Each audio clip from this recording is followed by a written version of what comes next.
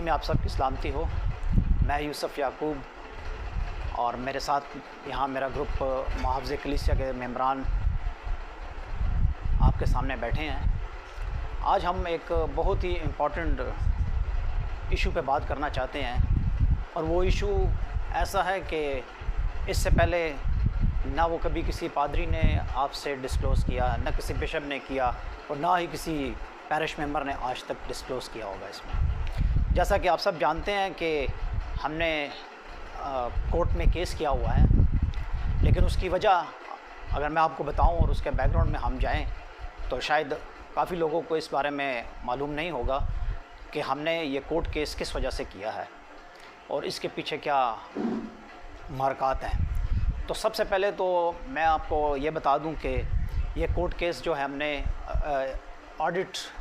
کے لیے کیا تھا، کہ آڈٹ اور ایک اور ایشو ہے وہ ہم بعد میں آپ سے بات کریں گے، لیکن مین ایشو جو تھا وہ ہمارا آڈٹ کا تھا کہ ہم چاہتے تھے کہ آج تک جو کہ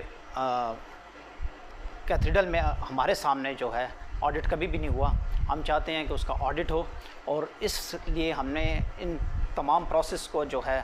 وہ فالو کیا کہ ہم نے اس کے لیے پادری صاحب کو اپلیکیشن دی، نہ صرف ابھی 2025 میں دی بلکہ ہم نے 2023 میں بھی جو ہے ایک اپلیکیشن دی تھی، جو کہ پادری صاحب نے ریفیوز کیا اس وقت بھی۔ اور آئی ڈونٹ نو کہ یہ کیوں آڈٹ نہیں کرنا چاہتے،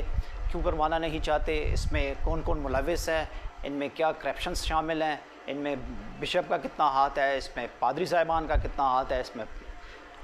پیرش ممبران کا کتنا ہاتھ ہے، سیکٹری خزانچی اس میں کتنے انوالو ہیں۔